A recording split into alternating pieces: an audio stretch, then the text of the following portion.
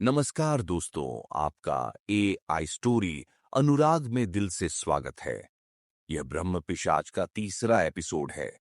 अगर आपने पहला और दूसरा एपिसोड नहीं देखा तो वीडियो के डिस्क्रिप्शन में लिंक है, जाकर देख लें। तो चलिए कहानी शुरू करते हैं। विजय की निर्जीव देह जमीन पर पड़ी थी। उसकी आंखें खुली थीं, मगर उनमें जिंदगी की कोई हलचल नहीं थी। राघव और समीर कांपते हुए पीछे हटे। हवेली में गहरा सन्नाटा था, मगर हवा में किसी की सांसों की आवाज गूंज रही थी, जैसे कोई उनके बेहद करीब खड़ा हो। समीर ने घबराते हुए कहा, हमें यहां से निकलना होगा। राघव ने सिर हिलाया और दोनों तेजी से दौड़ने लगे, मगर तभी सीढ़ियों के ऊपर से एक भारी चीज नीचे गिरी। दोनों ने डर से सिर उठाया। हवेली की छत से एक जली हुई लाश उल्टी लटक रही थी। उसकी आंखों से काला धुआं निकल रहा था और होंठ हिल रहे थे, मगर कोई आवाज नहीं आ रही थी। अचानक लाश ने अपनी आंखें खोली और कहा, अब तुम्हारी बारी है। राघव और समीर का शरीर जैसे सुन्न हो गया। उन्होंने भागने की कोशिश की, लेकिन जैसे ही उन्होंने पहला कदम बढ़ाया, पूरा फर्श कांप उठा। हवेली की दीवारों पर बनी तस्वीरें हिलने लगीं। उन पर उभरे चेहरे अब जीवित लग रहे थे। सभी की आंखों से खून बह रहा था।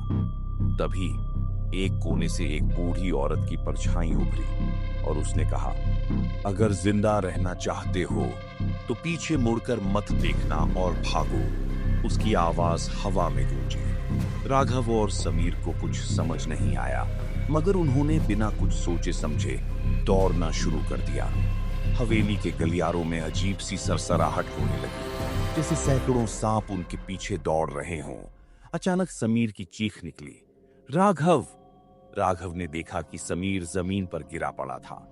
उसके पैर किसी अदृश्य शक्ति ने पकड़ रखे थे और वह धीरे धीरे अंधेरे में घसीटा जा रहा था।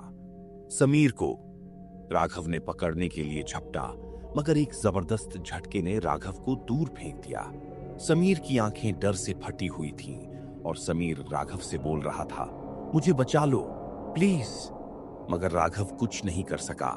समीर की चीखें धीरे धीरे हवेली की दीवारों में समा गईं और अगले ही पल वह गायब हो गया। अब राघव अकेला था। राघव कांपते हुए खड़ा हुआ। उसके कानों में एक अजीब सी आवाज गूंज रही थी, तुम बच नहीं सकते। तभी हवेली के कोने में एक दरवाजा अपने आप खुला। उसके अंदर एक पुराना कमरा था, जहां मिट्टी से सनी एक पुरानी किताब रखी थी। राघव धीरे धीरे उस किताब के पास गया। जैसे ही उसने किताब खोली, वह हैरान हो गया। उसमें ब्रह्म पिशाच का सच लिखा था और सबसे चौंकाने वाली बात यह थी कि किताब के आखिरी पन्ने पर राघव का नाम लिखा था। राघव की सांसें अटक गईं। राघव ने सोचा, इसका मतलब अगला मैं हूं।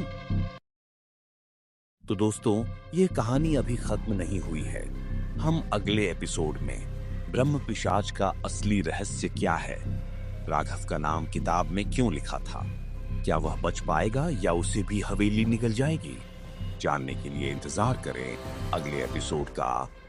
तो दोस्तों, अगर कहानी अच्छी लगी हो तो चैनल को सब्सक्राइब करें और वीडियो को लाइक करें।